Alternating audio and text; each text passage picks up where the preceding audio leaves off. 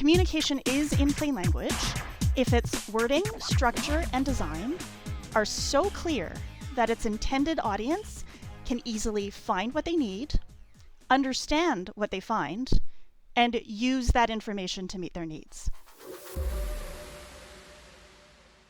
Grammar Girl here. I'm Mignon Fogarty, and today I'm talking with the wonderful Iva Cheung about writing with plain language. Iva essentially has a PhD in this topic and has been on committees that determine the plain language standards in Canada and teaches plain language writing at 2 different universities. Plus, she's won multiple Canadian editing awards. So we are in good hands today.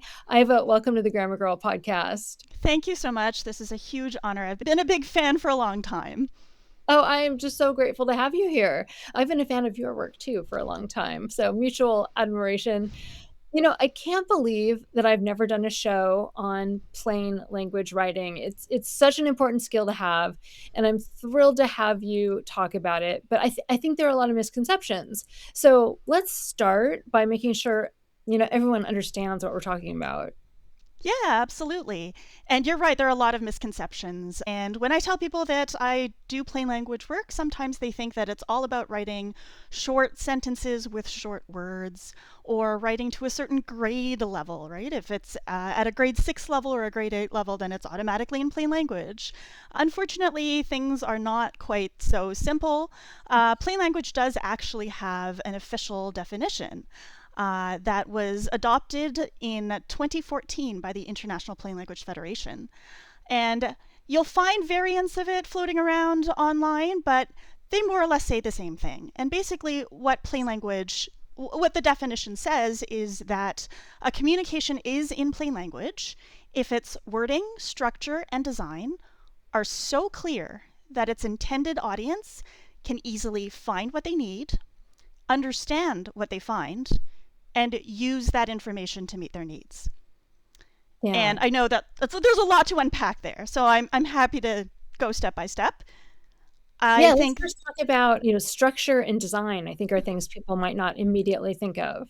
Yeah, and I do think that's a branding issue on our part. It's the term is plain language, so people might assume that it's all about language, but we are trying to convey that it's about more than that. We're considering documents and communications more holistically and looking at not just the wording, but also how it's presented to people and whether it's easy to navigate.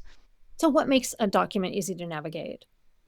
Yeah, if you consider how you would use, let's say, a manual for a soft serve ice cream machine that you've just bought for your home, right? If you're looking to troubleshoot something, you're not necessarily reading linearly from beginning to end, right? You might want to look for a topic either in the table of contents, or maybe you can flip to the back and see if there's an index, and then you would navigate to the page that has the content that you're looking for. So I think that is a distinction between what we would normally work on as plain language documents and other kind of written work. And it's mostly that this is information and these are communications that people need to use so that they can make decisions about their lives and so that they can maybe learn how to do something, right? We're not talking about, curling up on the couch with a good novel. These are communications that people use, and so they're not reading linearly. They're not reading linearly from beginning to end. Sometimes they might dive in and look for exactly what they want, get what they need, and then get out, right? So we have to have that organization in mind. Yeah, that's when those subheadings are so important. Mm-hmm. It's funny you mentioned indexes because when I was teaching, I was shocked how many students never thought to look in the index. Like, the index is important, people. It's there for you. Use it. It's a great tool. Mm-hmm. And another thing that you mentioned in the definition was intended audience. And I yes. think that's, Thank really you. important. Thank you for pointing that out. I would say that is the most important part of the definition of plain language. So something can be plain to one audience and not plain to another. And the only way you can tell if something is plain is if you ask your intended audience, which means that user testing is a core part of the plain language process. Yeah, this is something I never thought of. And as an editor, it seems a little scary. To user test? To user test. Oh my gosh, you need to go out in the world and talk to people. Yeah, I know that a lot of editors tend to work alone, right? And they're language experts. They approach a document and would like to think that at the end of the process, they've produced something better or something that the reader can understand. I think when we're getting training as editors, we're often told that we are a proxy for the reader. And so if we're serving as a proxy for the reader, then why do you need to user test, right? But I think there's an important concept known as the curse of knowledge that affects all of us. And that is that when you know enough about a certain topic, then you know a little too much to tell whether it's clear to somebody who's new to the topic, right? And you might be very empathetic as an editor, but you might not actually be representing the intended audience. So, especially if a communicator is writing for a group that they're not a part of, then they really need to consult with that group to see if that group has the context they need to understand what they're trying to communicate. Yeah, I've definitely experienced that curse of knowledge. I think it was a lot easier for me in some ways to write about language 20 years ago when I started Grammar Girl than it is today when I know all Mm-hmm. these linguistic terms and concepts. So if you're doing user testing, Mm-hmm. how many people do you have to talk to? Do you have to go into one of those focus group rooms with the mirrors and, or you have to talk to 30 people? Like, what's it like? Yeah, that is a common misconception. Unfortunately, user testing doesn't have to be that complicated. Um, in fact, the Norman Nielsen group has shown that for most applications, um, if you test with 5 people, that will uncover about 85% of your problems. And so you don't need a huge sample size. We're not trying to aim for statistical significance here, right? We're just trying to identify the main issues that the intended audience will have with your document. And it could be that they might not have the context they need to understand what you're trying to tell them. They might be looking for certain information in a certain order that they're not finding. And so consulting the audience is really important to see what background they have, what they already know, and what they need to know, and how they would like to get to know that information. Does the location of where you do your testing matter? It really depends on the kind of document that you're testing, I suppose. If you're testing an online document, then you can pretty much do user testing anywhere. But for print documents, it's often, I would say that the best thing you can do is to test a document in the context that people will use it in. So, for example, if you're in line at the airport and you've got signage telling people what they need to do to go through the security line, then you have to bear in mind that people will be, stressed out. They might be trying to make a flight and hurry to their flight. And you might also have to take into account that a lot of people at the airport probably don't speak English as a native or first language. And so all of these factors play into how receptive people are to new information. And so testing in context is really important because it gets to all of these other factors that can affect how people take in information and learn. Yeah, oh, that makes so much sense. In an airport, I'm gonna read much more differently than I read in a library. Mhm. I would love to give people an example of a plain language editing project or how the changes can make a difference. Can you talk about some work that you did, maybe your PhD work or a project you did, as a working editor?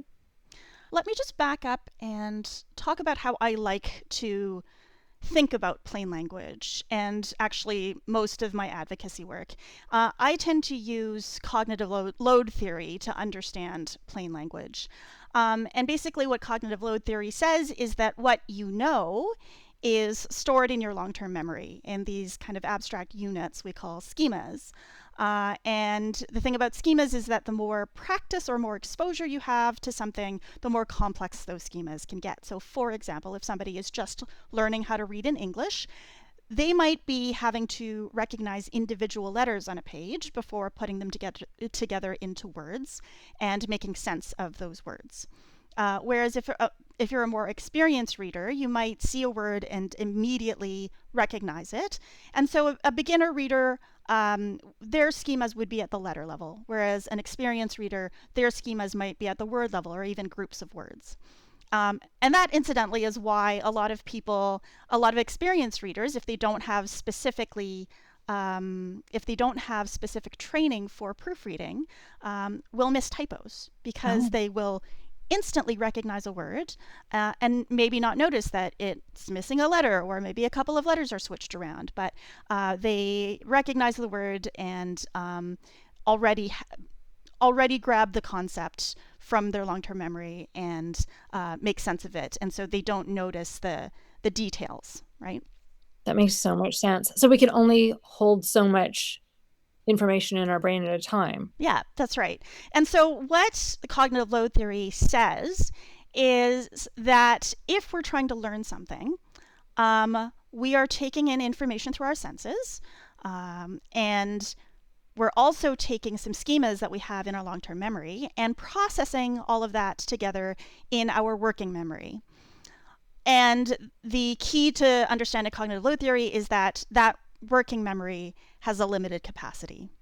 So some people might be familiar with Miller's Law, which came from psychologist George Miller in the 1950s.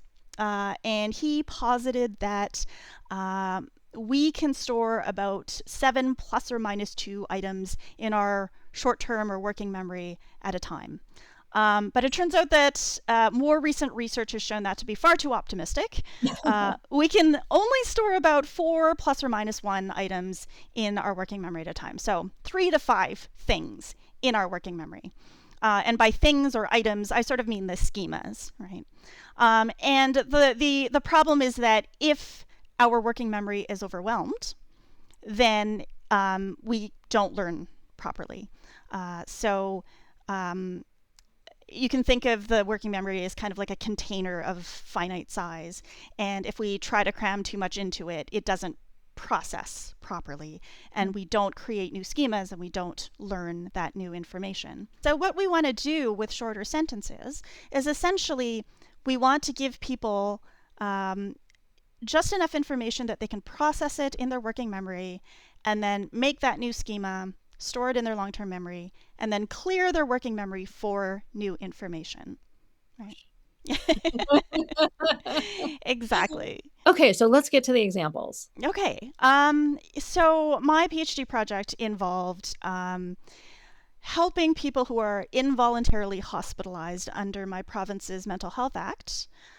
So you might consider this civil commitment. That's another term to consider involuntary hospitalization. My project was to help people who are involuntarily hospitalized better understand their rights. So when they're hospitalized against their will, they do lose a bunch of their rights. They lose their right to freedom, to, leave the hospital without permission. They lose the right in my province to make decisions about their psychiatric care. But they still have they still do have a lot of rights. They have the right to appeal their hospitalization by applying to a review panel hearing. They can also apply for a second medical opinion from a different doctor to assess their treatment plan. So they have rights. The problem was that a lot of people who are hospitalized, they don't understand what their rights are because those rights are never explained to them in a way they can understand in their situation, right? So you can imagine when somebody is involuntarily hospitalized, there's a lot going on. It's a very kind of overwhelming time. There is medical language because they're in a hospital. There is legal language because this is a rights-based process. And people might not be very receptive to information when they're in acute psychiatric crisis, right? So all of these factors play into how well people can understand information. The problem was that the way that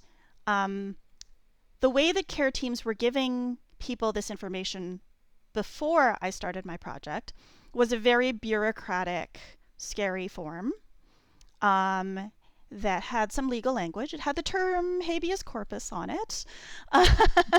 And it had never been user tested.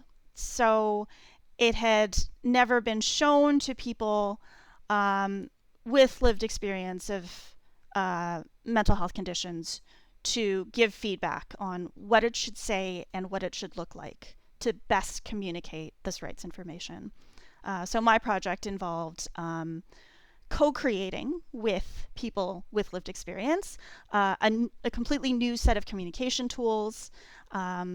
We, found that a lot of people didn't want to read in that state. They might prefer something like a video, right? So we created a pamphlet, a video, and posters that people could read. So an entire suite of communication tools.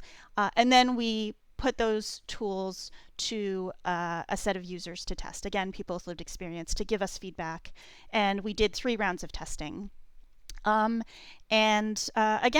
just 5 people can typically give you a lot of information.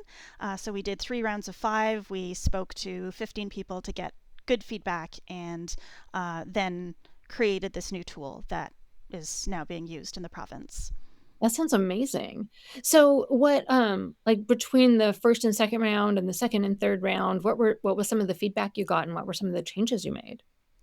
Yeah, I think a lot of it had to do with the language we were using and how clear we were being with specific terminology. So, for example, we used a graphic to show people how long they could be detained under the legislation. And that that timeline that we used to show this, we initially used an actual line, and it sort of extended out. There was an arrow that implied that it could extend out indefinitely, essentially. And a lot of the feedback we heard was that that's kind of scary, right? Yeah. The idea that you could be detained indefinitely or detained for life. And so they gave us some suggestions on how we might be able to communicate the same information, but not be quite as scary and intimidating. One of the things that we heard was we'd initially created one poster with, a lot of information. A lot of information about their rights, where they could get more information, and we were very detailed about it. And what we heard, the group of testers sort of gave us 2 types of feedback, essentially. One group said that, yes, when I'm on the psychiatric unit, I want as much information as I can get. And typically, I'm very bored. I don't have anything else to do. And so I will read everything that is on the wall, right? So having that detailed poster made a lot of sense. The other group told us I couldn't read when I was in that state. I couldn't read, I couldn't absorb information. But knowing that I still have rights in that situation would have been comforting. And so we ended up changing our 1 poster to 2 posters. So we had one with a lot of information and another one that was very basic, but still told them that they have rights, and if they want more information, this is where they can go to find it. It's amazing. Like clear communication, it's really making a difference to people in a difficult situation. That's Mm-hmm. great. You mentioned the medical and legal language, and a lot of plain language advice recommends against using jargon. Mm-hmm. But when you talk about intended audiences, like are there audiences for which you actually do want to use jargon? Oh, absolutely. So if your intended audience is a group of people who are very familiar with that jargon and in fact use that jargon as shorthand, then it absolutely makes sense to be using that jargon, especially if it's discipline specific and they all know what it means, right? In fact, there's something called the expertise reversal effect, which is where if you use language that is much simpler than people are used to, it actually slows them down. possibly because they notice that you're using simpler language and they might be sort of preparing themselves for new information and then get confused as to why you're using that language when they already know what you're trying to tell them, or they have a different way of understanding or articulating those concepts. So yeah, if you're writing to a specific, very specialized audience, it absolutely makes sense to be using the language they're familiar with. Mhm. And what are some other, really specific, like, language tips you can give to the audience if they wanna think more about writing with plain language? If we go back to cognitive load theory, basically what we want to do with plain language is we want to cut out everything that adds cognitive load without adding meaning, right? So for example, one common plain language tip is to use strong verbs instead of nominalizations. So nominalizations are nouns that come from other parts of speech or other word classes. Often they come from verbs. This could be something like inspiration instead of inspire, right? Mm, So they're words that tend to end in tion or ment that come from verbs. So management instead of manage. And what happens when you use those nominalizations is that, first of all, you have to add a bunch of supporting words to make the sentence make sense. So, for example, you might say, they were responsible for the management of this new program, instead of saying, they managed the new program, right? And when you're using the nominalization, you're essentially forcing the reader or the listener to mentally translate that nominalization into a verb so that they can make sense of who is doing what. And by doing that, you are adding cognitive load unnecessarily. And you can see that there's no loss in meaning if we change from the management of to manage. But we are saving a lot of cognitive load by doing that. So that is, I think, one of the easiest ways that people can immediately brighten up their writing is to look for nominalizations. And if they notice a nominalization, then just ask themselves, would this be better if I changed it to a verb instead, right? We also do this with adjectives. We might say something like, this is reflective of instead of this reflects, or this is inclusive of instead of this includes. So I would advise, anytime you notice something like that in your writing, just see if the verb would make more sense or make the sentence easier to read. Sometimes it doesn't. There's a reason these exist. I never want to be absolute when I talk about plain language. But in a lot of ways, we do overuse these nominalizations and these adjectives when we could be using verbs instead and convey exactly the same information, but in a way that is much more direct and easier for people to understand. yeah. No, I've noticed you're really good about not being absolute, and there's always an exception. Yeah. But okay, so what about, like, active voice or putting, Mm, who is doing what at the beginning of the sentence? right. Yeah, one plain language tip that you'll often hear is to prefer the active voice over passive. And of course, passive voice has its place. I'm sure I've used it a ton in our conversation. But again, in a lot of those bureaucratic, academic, legal situations where people do struggle with overly complex language, people tend to overuse passive voice. And again, passive voice can be more challenging or more cognitively taxing because people do have to do that mental translation again to figure out, okay, who is actually doing the action and who is receiving the action?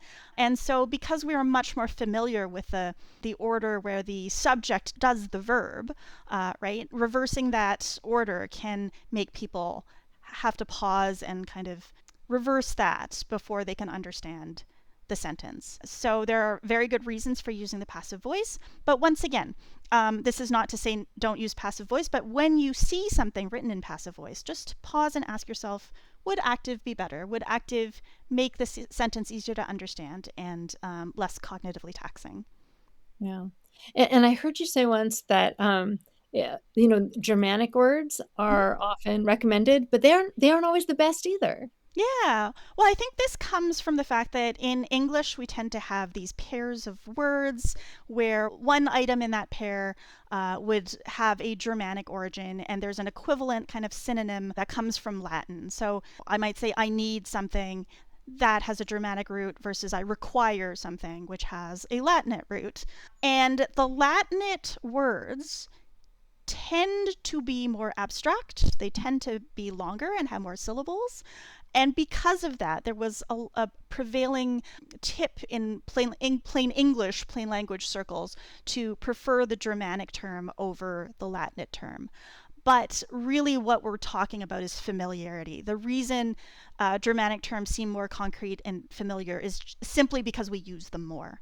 So, whatever is most familiar to people really is what you should be using. So, for example, you might be writing for people whose first language is a Romance language, like Spanish or French or Italian. And in those cases, they might find it easier to interpret Latinate words. So that's why it's important also to reach out to them and do some user testing to see what works best for them. Yeah, I never would have thought of that. It's amazing. What about staying positive? We're not talking about toxic positivity, but using positive instructions. Yeah, that is also a common plain language tip, and that's to use the affirmative whenever we can to stay positive, to state something in the affirmative as opposed to negative, right? So instead of saying, don't go outside, we might say, stay inside. And the reason the negative can be more cognitively taxing is what we're doing is we're holding a concept in our working memory and we have to negate it, right? And so that's sort of a two-step process that creates a lot more mental work for people. And this is especially true for people who might have dementia, traumatic brain injury, certain learning disabilities. And so it is just less cognitively taxing in general to be using the affirmative if you have that option versus a negative framing. Yeah. Well, I think this has given people a lot to work with, to think about, and to start with. I mean, plain language, it's this thing that people get wrapped up in. I have found that like learning the principles of plain language, I feel like has made me a better writer. And in a lot of ways, plain language, it's just better writing. It's not dumbing things down. It's not simplifying things. Yeah, that's also a pervasive myth that plain language is about oversimplifying something and diluting it to the point where it's no longer accurate.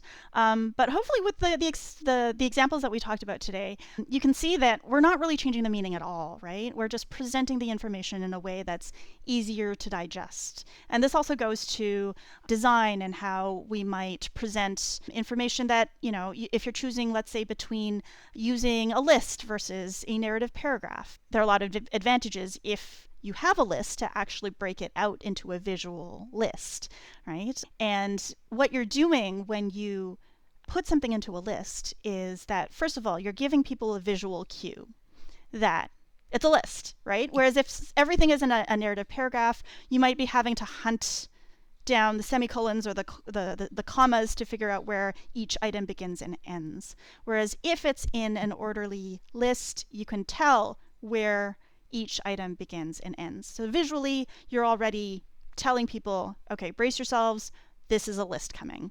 The list also kind of automatically brings in a lot of white space. And in plain language design, white space is very important. Research on usability and readability has shown that if something is verbally dense, so if it's very confusingly written, people might start reading and then give up. Whereas if something looks visually dense, if it looks like it's going to be hard to read, some people won't engage at all. So it's important to be visually welcoming. And one of the ways to do that and to make it less overwhelming and intimidating is to incorporate white space. So when we've got a list, we've got all of that white space, we've got visual cues of when things begin and end, so that you can sort of prepare yourselves to read one item, process that in your working memory, make that schema, and then clear it and make room for the next item on that list, right? So that's one example of something that we can do in design to make things easier. Another example of plain language design is to use headings. And this is because when people are reading documents to try to find information, they're not necessarily reading everything. They're scanning, right? So they're doing a kind of superficial scan of the headings to see whether something is relevant to them. And they might be skipping the sections that aren't relevant. And so if you make the headings short and descriptive and make them look very different from the body text so that people know they're looking at a heading, then you're just making the document easier for them to navigate so they can find what they need. Yeah, I'm thinking about that ice cream machine you mentioned earlier. If I have a broken ice cream machine and I'm pulling out the manual, I'm scanning through it, looking Yeah, for that's the part, yeah, that why can't I get my ice cream? Well, Iva Cheung, thank you so much for all these incredibly useful tips about plain language writing. Where can people find you if they want to, I don't know, hire you for work or find out more about what you do? You can find me at ivachung.com. I'm also on Blue Sky at ivachung.com. Thank you so much. Thanks for Um, having me. You bet. And for our Grammar Pelusians, Iva is also a very well-known cartoonist in the editing world. So we're going to talk about her cartoons in the Grammar Palooza bonus section. So stay tuned for that if you are a supporter. If you are, we thank you. If not, maybe you can think about being a supporter at patreon.com/grammargirl. But either way, we appreciate you listening. Thank you for being here today. That's all.